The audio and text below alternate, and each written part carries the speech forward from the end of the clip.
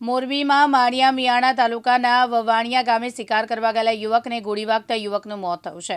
જે બનાવ અંગે માળિયા પોલીસ અને પરિવારને ગુમરાહ કરવા અને હત્યાનો ભેદ છુપાવવા બે શખ્સોએ એક સ્ટોરી ઘડી, જેમાં શિકાર કરવા જતા તે સમયે યુવકથી મિસફાયરિંગ થતાં ગોળી વાગતા યુવકનું મોત થયું। પરંતુ હાલ મૃતકના પિતા ગુલામ હુસૈન અબ્દુલ પિલુડિયાએ આરોપી અસલમ ગફૂર તથા જાવેદ જાવલો હાજી પોલીસ સ્ટેશનમાં ફરિયાદ નોંધાવતા જણાવ્યું કે ફરિયાદીના દીકરા વસીમ તથા આરોપીઓ અસલમ ગફૂર મોવર તથા જાવેદ જાવલો હાજી જેડા એમ ત્રણે વવાણિયા ગામની સીમમાં શિકાર કરવા ગયા હોય ત્યારે આરોપી અસલમે ઝાડીમાં છુપાયેલ દેશી બનાવની બંદૂક કાઢી લોડ કરે તેઓ શિકારની રાહમાં હતા। તે વખતે શિકાર આવી જતા ફરિયાદીના દીકરા વસીમને શિકાર કરવા બાબતે આરોપી અસલમ ગફૂર મોવર અને જાવેદ ઉર્ફે જાવલો હાજી જેડા સાથે બોલાચાલી થતાં તે જેમનું મન દુઃખ રાખી આરોપી જાવેદ ઉર્ફે જાવલો હાજીભાઈ જેવડા દેશી બંદૂકમાંથી ભડાકો કરી ફરિયાદીના દીકરાને શરીરે ગંભીર ઇજાઓ કરાવી મોત નિપજાની ફરિયાદ નોંધાતા પોલીસે ગુનો નોંધી તપાસ શરૂ કરી છે। ગઈ તારીખ 3/2/2025 રાત્રિના 8 વાગ્યાના અરસામાં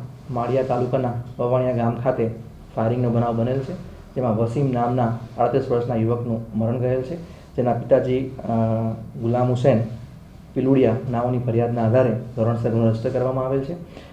જેમાં જે બે ઇસમો આરોપી થાય છે તેમાં ફારૂક ઉર્ફે અસલમ ગફૂરભાઈ મોવર તથા જાવેદ ઉર્ફે જાવલો હાજીભાઈ જેડા આ બે આરોપીઓ વિરુદ્ધ ફરિયાદ દાખલ થયેલ હતી। જે આરોપીઓને મોરબી માળિયા પોલીસ તથા એલસીબી પોલીસનાઓએ ભેગા મળી ગણતરીના કલાક બંને આરોપીઓને હથિયાર સાથે પકડી પાડેલ છે અને તેમના વિરુદ્ધ ધોરણસરની કાર્યવાહી હાથ ધરવામાં આવેલ છે। કેવી રીતે ઘટના બની હતી ને શું ઈરાદે આને મારવામાં આવ્યો હતો? જે આ બે આરોપીઓ છે એ પૈકી જાવેદ ઉર્ફે જાવલાના મોટા બાપુનું મરણ થયેલ હતું।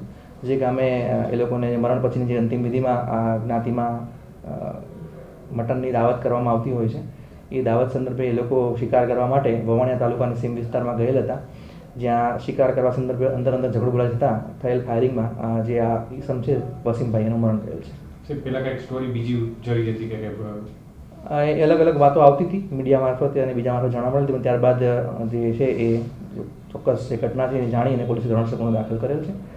એમાં જે જાવેદ ઉર્ફે જાવલો છે એના ગુનાહિત ઇતિહાસ છે, એ પ્રોહિબિશન અને અગાઉ મારામારી ગુનામાં પકડાયેલ છે। દેવ સનાડિયા સાથે જયેશ બોખાણી, દિવ્યાંગ ન્યૂઝ, મોરબી।